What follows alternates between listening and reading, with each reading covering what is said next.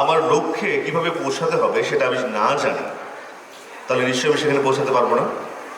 আমার প্রয়োজন একটা সঠিক গাইডলাইন, বা আমি এই রাস্তা দিয়ে যাব, কিভাবে যাব, ওই জায়গাটাতে কিভাবে পৌঁছাবো, সেটা আমাকে জানতে হবে। আর সেই জানার জন্যই আজকে আমরা একত্রিত হয়েছি।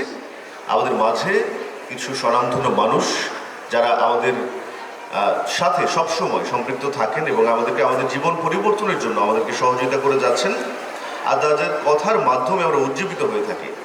আমরা তাদের সঙ্গে একটা চমৎকার সময় কাটাবো। ইয়াসিন আল কুরআনুল হাকীম ইন্নাকা লামিনাল মুরসালিন সাদাকাল্লাহুল আলিয়্যুল আযীম। হাওর জঙ্গল বৈশেষিক এই দিনে মানুষই ভাষা কি জানেন কিনা, আমাদের সংস্কৃতি এবং শিক্ষার নগরীতে আপনাকে স্বাগত জানাচ্ছি। আমাদের আজকের এই চমৎকার আয়োজনে উপস্থিত হওয়ার জন্য আমরা আসলে অত্যন্ত কৃতজ্ঞতা প্রকাশ করছি। ময়মনসিংহের শিক্ষা, সংস্কৃতি এবং ঐতিহ্যে ভরপুর এই জেলা। আমরা শিক্ষাতেও কিন্তু প্রচুর এগিয়ে, বিশেষ করে এবছর ছেলেদের থেকে মেয়েরা বেশি এগিয়ে রয়েছে রেজাল্টের দিকে, আমাদের পারফরমেন্সের দিকে। তো মেয়েদের সাথে আজকে আমাদের এসএসসি এবং এইচএসসি ব্যাচের অনেক শিক্ষার্থীরা রয়েছে, তাদের সঙ্গে একটা চমৎকার সময় কাটবে। আমি মঞ্চে ডেকে দিচ্ছি আমাদের আজকের বিশেষ অতিথি জনাব মোহাম্মদ মুরাদুন নবী Shoumik, director mission medical Mymensingh. আমরা করতালির মাধ্যমে শৌমিক স্যারকে মঞ্চে আহ্বান জানাচ্ছি। শৌমিক স্যারকে বরণ করে নেবেন মুর্তুজা স্যার এবং রফিক স্যার। মুর্তুজা স্যারের সায়েন্স থেরাপি এবং রফিক ইংলিশ সলিউশনের আয়োজন এই চমৎকার মুর্তুজা স্যার এবং রফিক স্যার আমাদের মাঝে উপস্থিত আছেন। মুস্তাফিজুর রহমান সানি স্যার, ওনাকে বরণ করে নেবেন।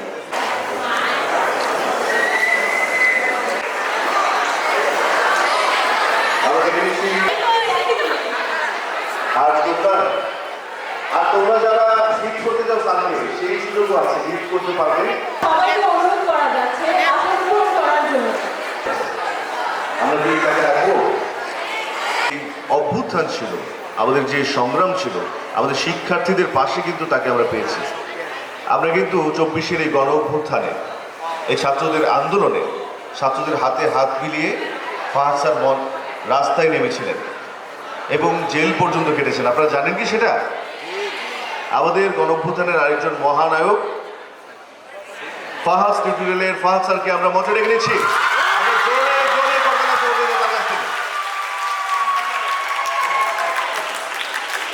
যিনি শুধুমাত্র কথা দিয়ে নয়, যিনি আবেগ অনুভূতি হৃদয় দিয়ে আজকে তার কথা শুনবো, তার সঙ্গে আমরা একত্রিত হব। চমৎকার একটা সময় নিয়ে আমরা বরণ করে নিচ্ছি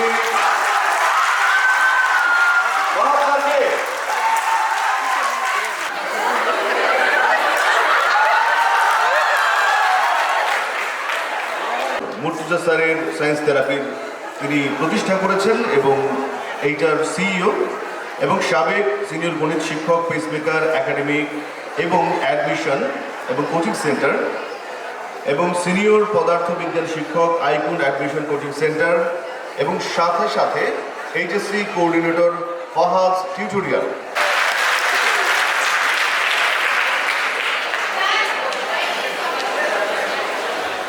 আমাদের ময়মনসিংহ বিভাগের মধ্যে এমন একটা শক্তিশালী বা শক্তি ভিত্তি স্থাপন করো যা ময়মনসিংহ বিভাগের এবং কি সকল শিক্ষার্থী, অভিভাবক সঠিক গাইডলাইনের মাধ্যমে পরবর্তীতে তাদের লক্ষ্য অর্থাৎ যে কোনো চূড়ান্ত রেজাল্ট বা ভালো ফলাফলের জন্য সঠিক হিসাবে, সঠিক গাইডলাইন হিসাবে যেন এই ছোঁয়াটা যেন ময়মনসিংহ বিভাগের সবার শিক্ষার্থীর একটা চাওয়া।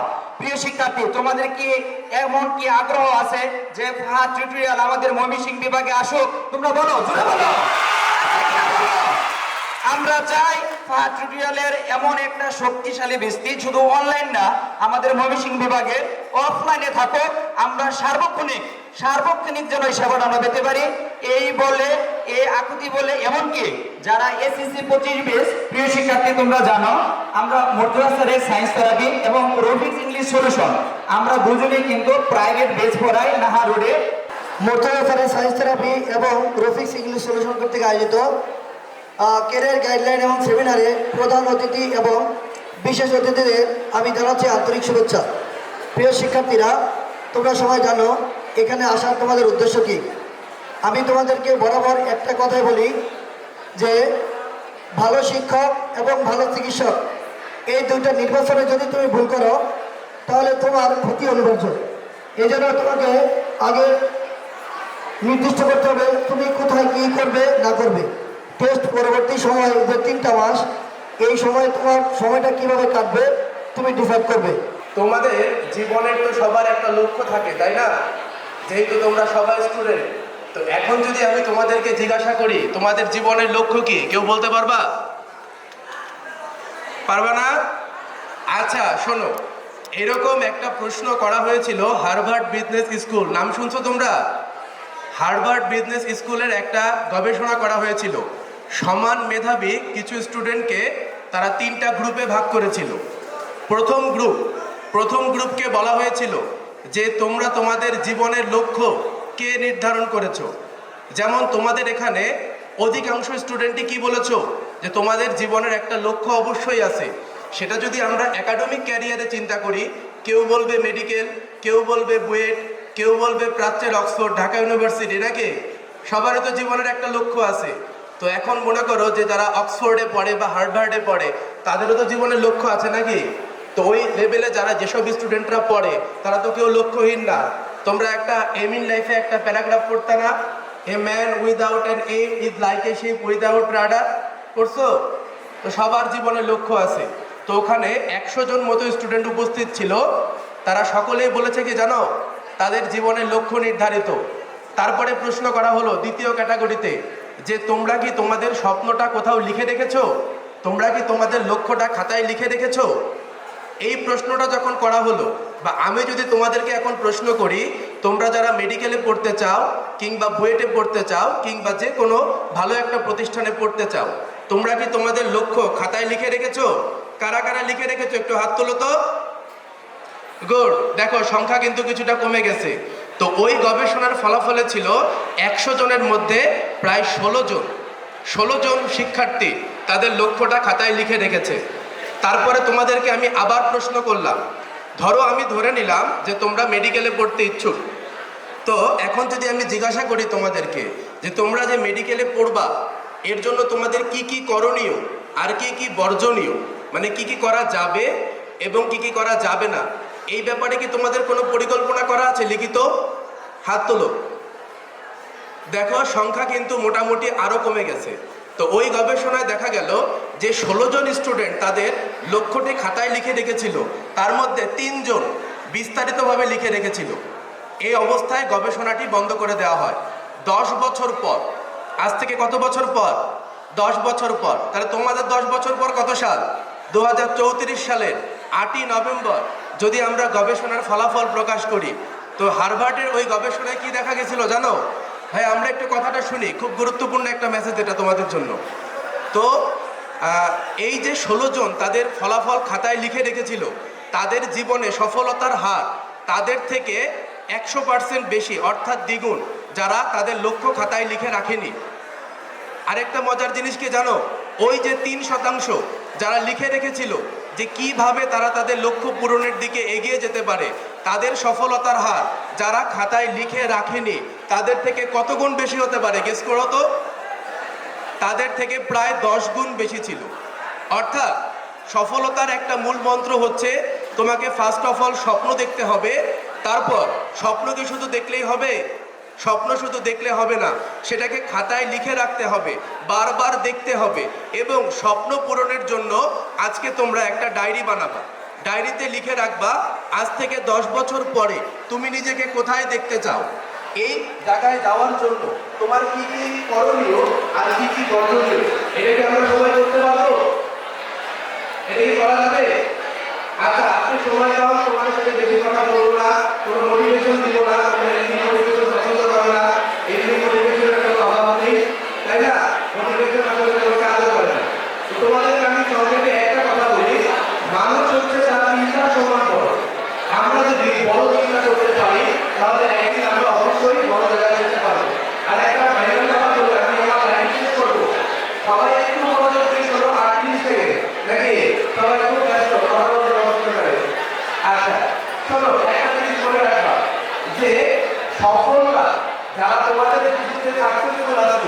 ঠিক আছে?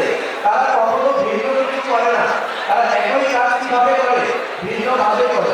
অর্থাৎ ক্যারিয়ারের এই গাইডলাইন সেমিনারে আজকে থেকে একটা জিনিস তোমরা পরিবর্তন করো, যে কোনো কিছু করার আগে অবশ্যই সেটা খাতায় লিখে রাখো।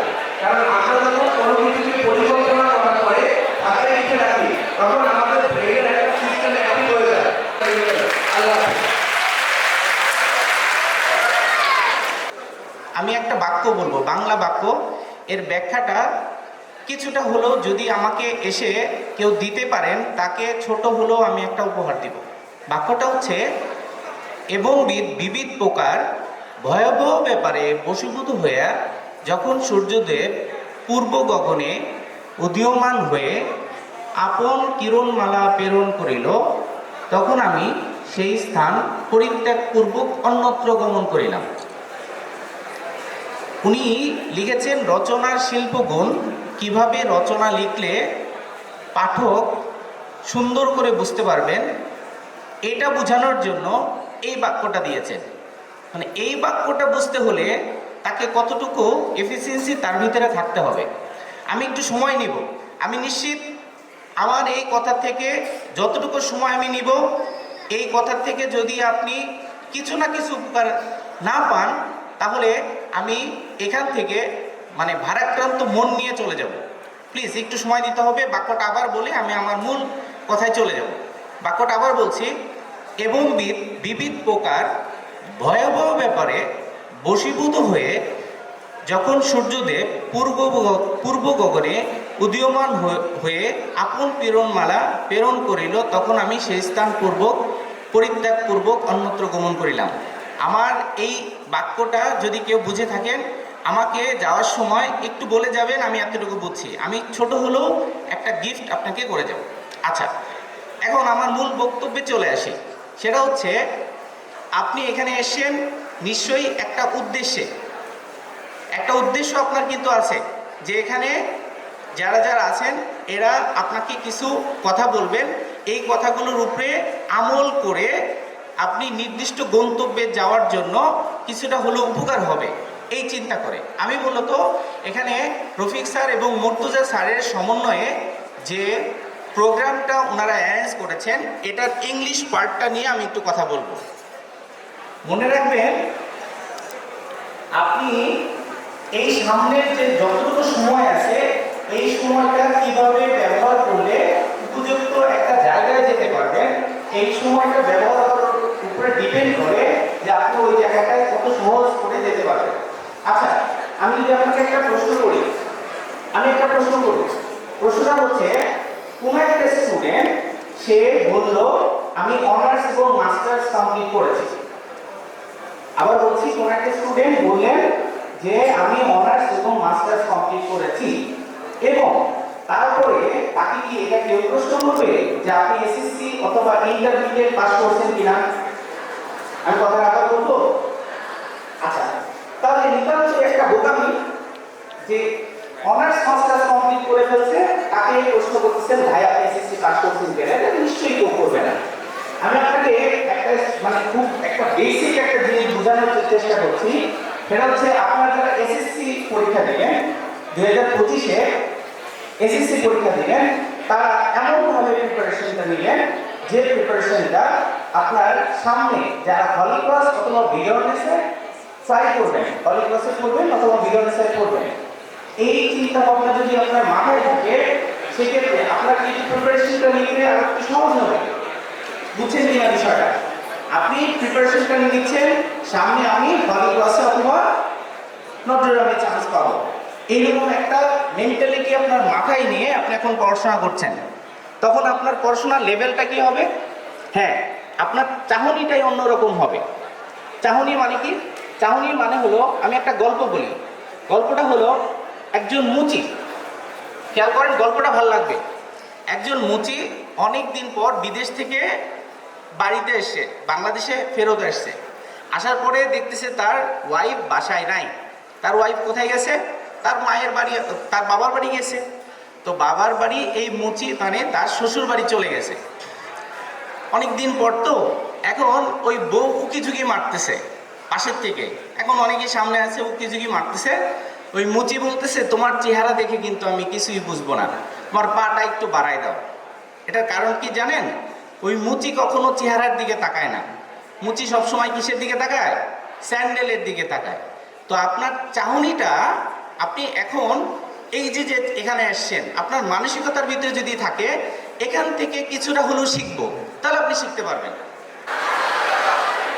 ময়মনসিংহের মানুষ তো এতটা নীরব হয়ে থাকতে পারে না। আমি যতটা নীরব দেখেছি, ময়মনসিংহের মেয়েদের মধ্যে আমি প্রীতিলতার সেই চেতনা দেখতে পাই। আর তো আমার কথা বলা খুব সহজ, আই থিঙ্ক তোমরা আমার কথা খুব সহজেই গ্রহণ করবা, কিন্তু আমি বেশি কথা বলবো না। আমি শুরু করবো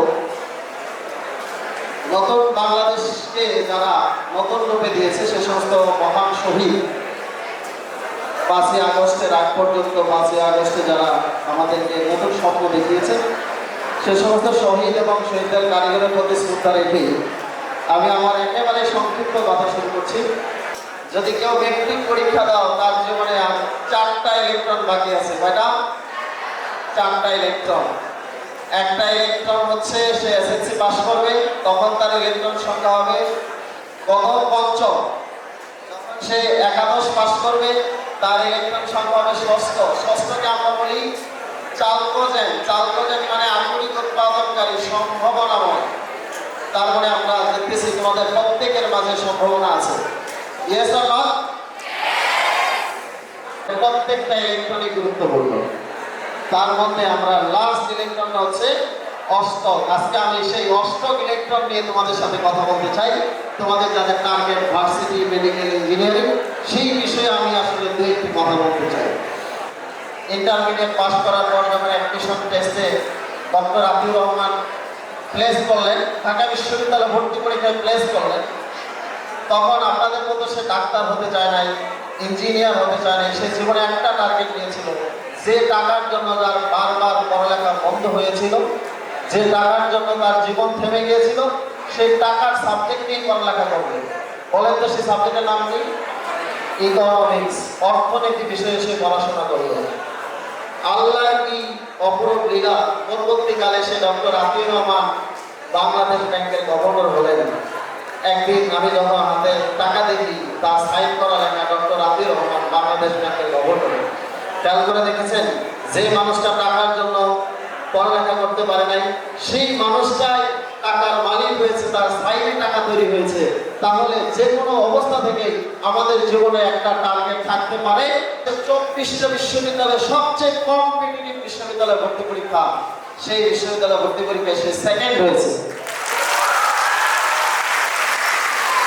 ফার্স্টের সাথে তার ডিফারেন্স হচ্ছে 0.25, মানে যে ফার্স্ট হয়েছে সে 0.25 আর সে 0.25 এর জন্য সে সেকেন্ড হয়েছে। গল্প এখানে থেমে যায়নি। সে বলছে 24টা বিশ্ববিদ্যালয় নয়, আমি চাই কৃষি বিজ্ঞানী হব।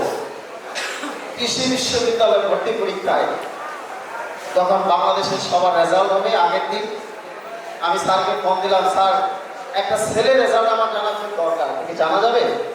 বলছে আমি তো এখন পারবো না, তবে রেজাল্ট হওয়ার 1 ঘন্টা আগে আমি তোমাকে জানাবো।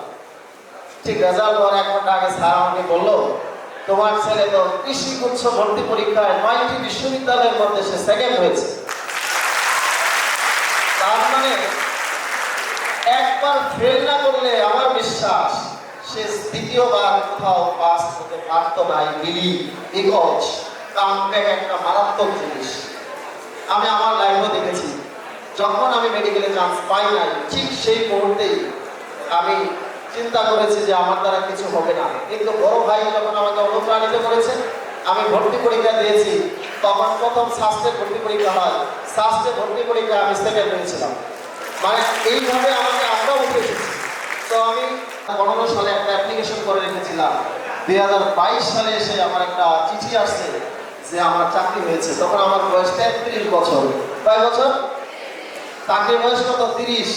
33 বছর বয়সে আমি সরকারি চাকরি পেয়েছি। আমি ওই দিন থেকে বিশ্বাস করি, মানুষ যদি চেষ্টা করে এবং সে যদি ট্রাই করে, যে কোনো মূল্যে আমার মনে হয় সেই জায়গাটাতে সে বসতে পারবে। তার জ্বলন্ত উদাহরণ আমি নিজে, তার জ্বলন্ত উদাহরণ হচ্ছে জাহিদ সিদ্দিকী। এরকম অসংখ্য উদাহরণ আমার সামনে আছে বা হয়তো আমার এখানে আছে। এই ছেলে গল্প আরো অন্যরকম। ওর নাম হচ্ছে মোবারক, কিশোরগঞ্জের বাড়ি। আর্থিক অবস্থা এতটাই খারাপ, আমাদের আসপেক্ট সিরিজের নাম শুনবা, ভার্সিটি মেডিকেল ইঞ্জিনিয়ারিং আমরা বই বের করি, আর ওই বইয়ের ফাউন্ডার আমি। ওখানে ছোট্ট একটা রুমে সে থাকে, খায়, ঘুমায় আর পড়ালেখা করে। তার খাওয়ার টাকাও নেই, আমরা খাবার টাকা দিই, ছোট্ট একটা জায়গা ফ্লোরে সে ঘুমায়। তারপর সে ঢাকা কলেজে ম্যাথমেটিক্সে চান্স পায়, সেকেন্ড টাইম পরীক্ষাতে চান্স পায়। হঠাৎ মানে একটা মেসেজ আসছে, রাত 3টা বা 4টার সময় আমার ফোন দিয়ে বলছে। 3-4টার সময় তো আমি জেগে নাই, এত রাত্রে কেন ফোন দিল? ফোন দিয়ে বলতেছে, ভাইয়া আমি তো পাবনা বিজ্ঞান প্রযুক্তি বিশ্ববিদ্যালয়ে এই ম্যাথমেটিক্স সাবজেক্টে চান্স পেয়েছি।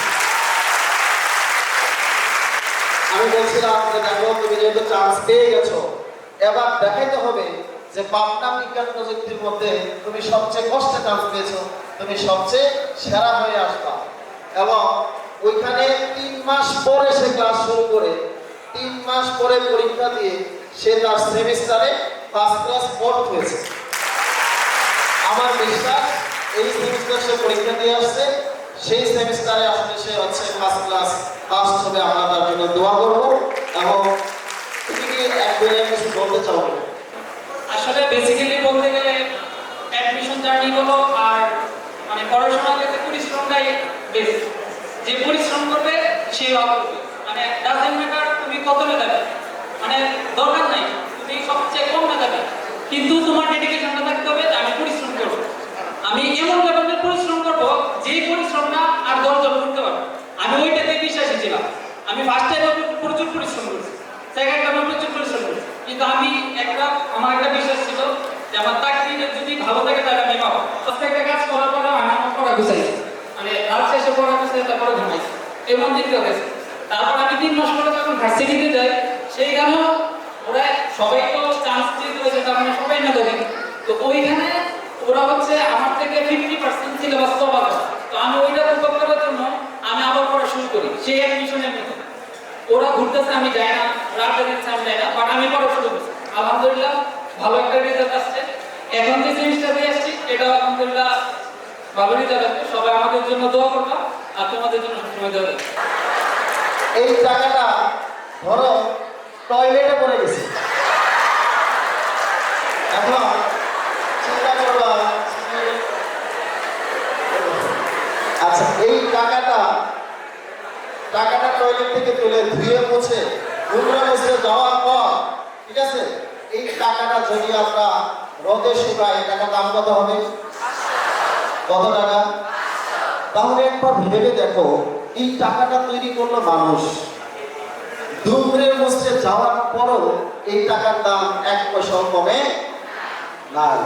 আর তুমি একজন মানুষ, তোমার জীবনে কত ধাক্কা আসবে, কত সমস্যা আসবে, কত প্রবলেম আসবে, তাই বলে কি আমরা থেমে যাব?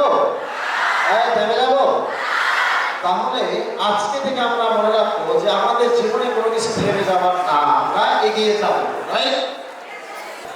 তোমরা বিভিন্ন অনুষ্ঠানে দেখো না, ডোনাল্ড ট্রাম্পের সাথে ওই হাফ প্যান্ট পরা একটা মহিলা যায়, দেখছো? তো এখন বলো যে বিশাল অনুষ্ঠান, স্বামীর সাথে স্ত্রী যাবে কিনা বলো? যাবে কিনা? যাবে। বিশাল অনুষ্ঠানে যায়, স্ত্রী খুব স্তব্ধ হয়ে গেছে।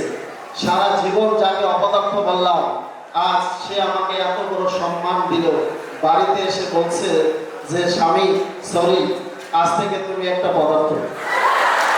তুমি শুধু আজ থেকে একটা পদার্থ নয়, তুমি একটা সচেতন পদার্থ। প্রিয় শিক্ষার্থী বন্ধুরা, তোমাদের আশপাশের জন অনেকেই তোমাকে বলবে তুমি অপদার্থ, তোমাকে দ্বারা কিচ্ছু হয় না, তুমি কিচ্ছু পারবে না, কিন্তু তোমার ভিতরে থাকবে সেই অষ্টতম ইলেকট্রন। তুমি সেইভাবে যদি নিজেকে তৈরি করো, তাহলে দেখবে আগামী দিনটি শুধু তোমার। আমরা তোমাদেরকে নিয়ে আগামী দিনে নতুন বাংলাদেশ গড়ব এবং প্রত্যেকে সোডিয়ামের মতো অত্যন্ত সক্রিয় থাকবা, কার্বনের মতো প্রচুর স্টাডি করবা, আর হিরকের মতো দীর্ঘ মানসিকতা রাখবা, তাহলে দেখবা গর্বের মতো সোনালী হবে সকলের জীবন। Thank you so much.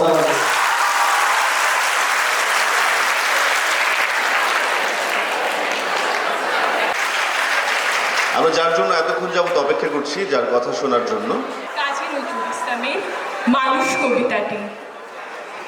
গাহি সাম্যের গান, মানুষের চেয়ে বড় কিছু নাই, নহে কিছু মহিয়ান।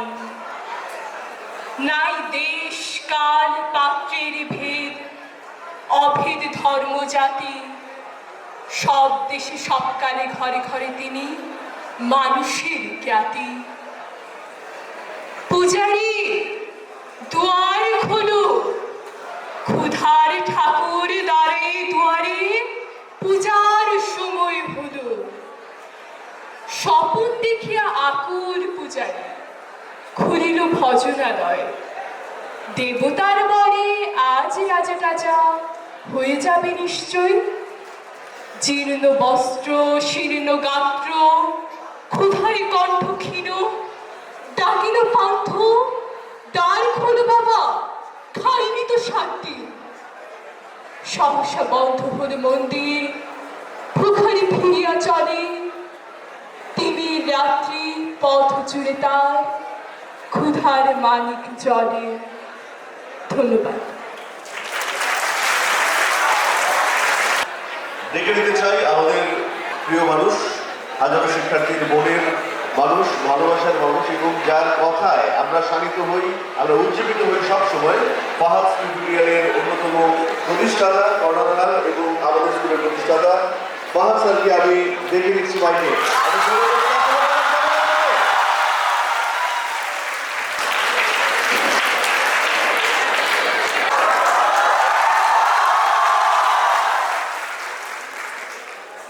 আমার আসলে কথা বলার এই সময় বা সুযোগ আমি যখনই মনে করি বা ফিল করি যে আমার সামনে অনেক স্টুডেন্ট আছে, এটা অনলাইন হোক অফলাইন হোক, আমার অনুভূতিটা সবসময় একই রকম থাকে। সেটা হচ্ছে তোমরা আমার দেশের ভবিষ্যৎ, রাইট? তো আমরা ভবিষ্যৎটা কেমন চাই বলো? আমরা ভবিষ্যৎটা চাই এমন যেই ভবিষ্যৎটাতে নিজেদের অবস্থান নিয়ে আমরা গর্ব করতে পারবো, তাই না? আমি এখানে মঞ্চে যারা আছেন, আমি খুবই আমার অনেক ভালো লাগছে নাইম স্যারের কথাগুলো।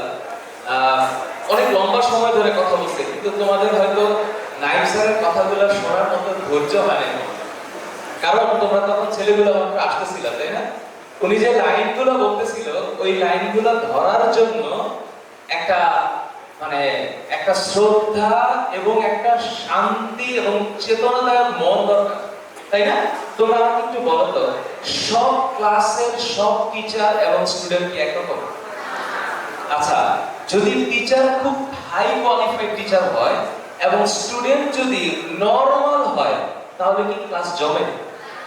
একটা টিচার যদি অনেক ডিপ থেকে পড়ায় আর স্টুডেন্ট যদি ওই ডিপ থট নিতে রেডি না থাকে, তাহলে কি ক্লাসটা জমবে? আবার মনে করো, স্টুডেন্ট যদি অনেক হাই কোয়ালিফাইড টিচার বা স্টুডেন্ট হয় আর টিচার যদি নরমাল লেখাপড়া করে না আসে ক্লাসে, সেই টিচার কি ওই ক্লাসে সার্ভাইভ করতে পারে?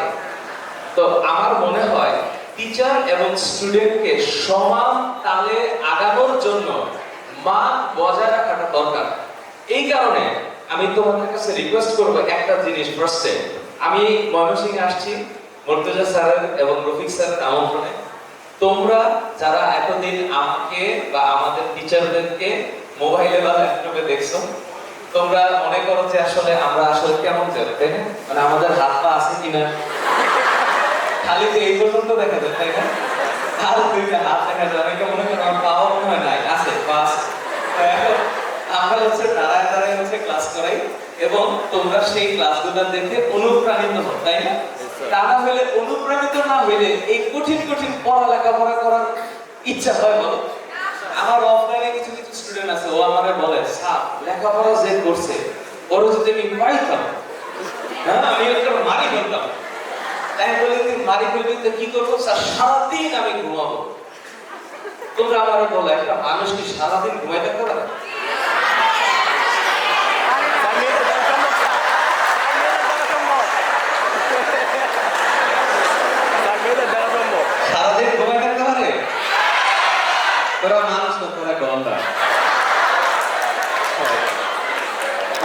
সারাদিন ঘুমায় থাকতে পারে না। মানুষকে ঘুম থেকে উঠতে হয় কখন? ফজরের নামাজের সময়। তোমরা ফজরের নামাজের সময় ঘুম থেকে ওঠো কি? তোমরা হচ্ছে আমার ভালোবাসা। সাবাস। আর সূর্যি মামা জাগা রাখি উঠবো আমি জেগে, এটা যদি কেউ না জাগে ওকে দিয়ে নিজের ভাগ্য পরিবর্তন করা সম্ভব না। তোমরা একটা জিনিস মাথায় রাখো, তোমরা আজকে এত কষ্ট করে এই প্রোগ্রামটাতে আসছো শুধুমাত্র সেলফি তোলার জন্য, শুধুমাত্র মোবাইলের গ্যালারি ভরার জন্য? কি হবে ফেসবুকে একটা ভিডিও আপলোড করে, ফেসবুকে একটা ছবি আপলোড করে লাইকস দিয়ে কি হবে? কিচ্ছু হয় না, কিচ্ছু হয় না এগুলা দিয়ে। তোমরা একটু বোঝো, তোমরা যে সময়টাতে আসো এই সময়টাতে আজকে সেমিনারের উদ্দেশ্য কি? এই যে মর্তুজা স্যার আর রফিক স্যার কি করতেছে, তোমাদের কি দিছে আজকে পরিবেশন না? উদ্দেশ্য কি? এটা পারপাস কি? হ্যাঁ, একটা পারপাস আছে না? আছে তো। তোমরা আজকে কোন মাস? আমাদের এই এসএসসি পরীক্ষাটা কবে হবে বলো তো? এপ্রিল। কে বলছে এটা? যারা বলছে আমি বলছি, আমি একটা ভিডিও বানানো দিচ্ছি যে এপ্রিল মাসে হইতে পারে। তাহলে তোমার কাছে কয় মাস টাইম আছে? না আরেকটু বেশি, 5 মাস টাইম আছে। আচ্ছা, ইন্টারমিডিয়েটের কারা কারা? 25, এইচএসসি 25, এইচএসসি 25, ইন্টারমিডিয়েট 25 ব্যাচ। আচ্ছা, তোদের উপর একটু রহমত নাজিল হোক। এইচএসসি 26 কারা কারা? 26 ফার্স্ট ইয়ার, ইন্টার ফার্স্ট ইয়ার।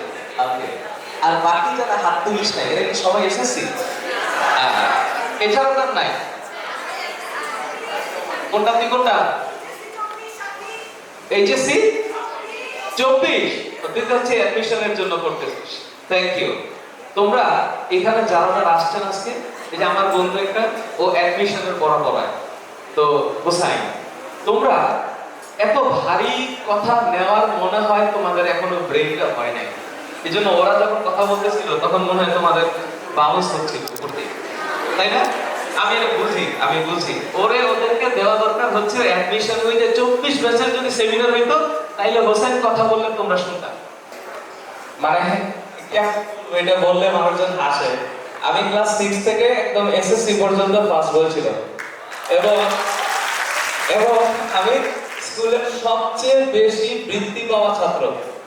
হ্যাঁ, এরপরেও আমার মা বাবা যথেষ্ট পরিমাণ কষ্ট করছে আমাকে নিয়ে, বহুত মানে অনেক কষ্ট আমি করছি সাইকোলজিক্যাল, যেটা আমার করার কথা ছিল না।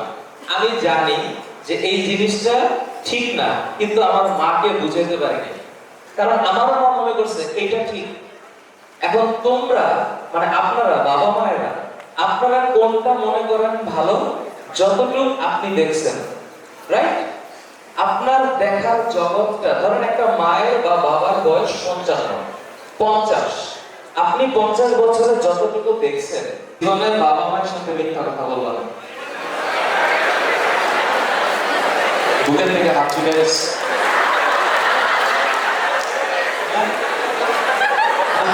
কি বলে ফেললাম এটা?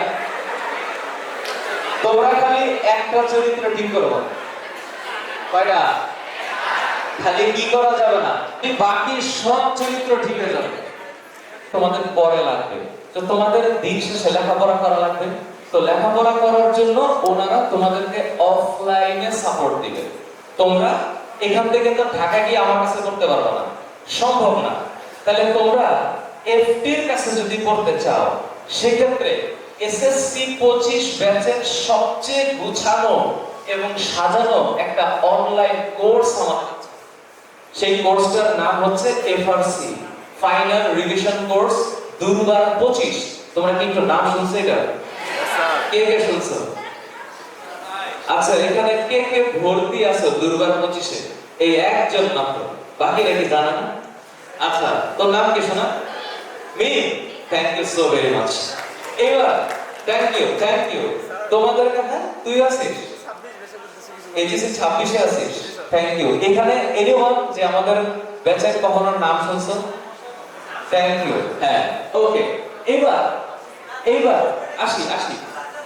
ওকে, এইবার তুমি পড়বা কি পড়বা না এই সিদ্ধান্ত কার? তোমার সিদ্ধান্ত। আমরা কি বলতে পারি?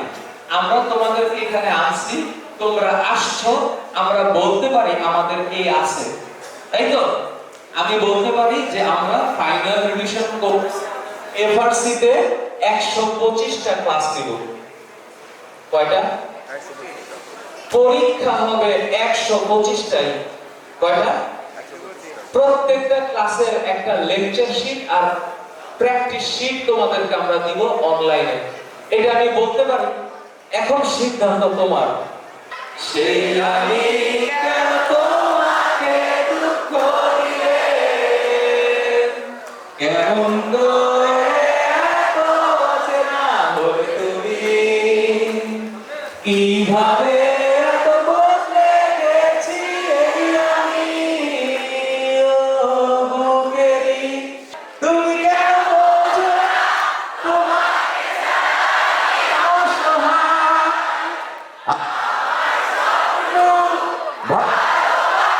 অসহায় ছিল যতটুকু তোমার কাছে, তুমি ক্ষমা করে ব্যবহার করে তোমরা হচ্ছে অ্যাকাউন্ট লাইব্রেরি থেকে প্রায় 10% ডিসকাউন্টে তোমরা বই কিনতে পারবে। তোমাদের কাছে যাদের কাছে হচ্ছে কুপনগুলো রয়েছে সেই কুপনগুলো তোমরা সবাই হাতে রেডি রাখো। এখানে ময়মনসিংহের আকন্দ লাইব্রেরি আছে। আকন্দ লাইব্রেরিতে কুপনটা দেখালে অক্সিজেন মেডিকেল বা ইঞ্জিনিয়ারিং কোর্স সেটের জন্য তোমাদের প্রায় 300 টাকা অফার থাকছে। 300 টাকা কম পাবা আজকের এই কুপনের জন্য শুধু। বিশ্ববিদ্যালয় থেকে মাস্টার্স করছে আমাদের নেটওয়ার্ক পাবলিকেশনের সে প্রধান মেন্টর ময়মনসিংহে। আমরা হচ্ছে প্রথমে চলে যাচ্ছি 30 টাকা পুরস্কার। আমাদের প্রথম যে জনারি বিজয়ী হবে সেই পাবে হচ্ছে 30 টাকা পুরস্কার। আমরা টোটাল 30 জনকে পুরস্কার দেব। তো আমি 30 টাকা কুপন তোলার জন্য অনুরোধ করবো রান লাইনে। হ্যাঁ, 30 টাকা। প্রথম 30 টাকা। তো দেখা যাক কে হচ্ছে আমাদের 30তম বিজয়ী। ওকে, কার কাছে আছে? কত নাম্বার? ও লাস্টে হচ্ছে 44। লাস্টে 44। তার আগে একটা সংখ্যা আছে 44। তার আগে একটা সংখ্যা আছে। কার কাছে আছে? 3444। কার কাছে আছে? ওকে, আমরা কিন্তু পেয়ে গেছি। চলে আসো আমাদের মঞ্চে। আমরা 30তম পেয়ে গেছি। চলে আসো মঞ্চে। তার সাথে সাথে আমরা 29তম করতে যাচ্ছি। আমরা 29তম করতে যাচ্ছি। This is also 72 আর তার আগে আছে 4। তার আগে একটা সংখ্যা আছে সেটা হচ্ছে 1472। কার কাছে আছে? আমরা পেয়েছি। ওকে, চলে আসো মঞ্চে। হ্যান্ডব্যাগ হচ্ছে 28তম। 333। কার কাছে আছে? ওকে, আমরা পেয়ে গেছি। চলে আসো মঞ্চে। আমরা 27তম করবো। 27তম করবো হচ্ছে হোসেন ভাই। 27তম পুরস্কার হোসেন ভাই।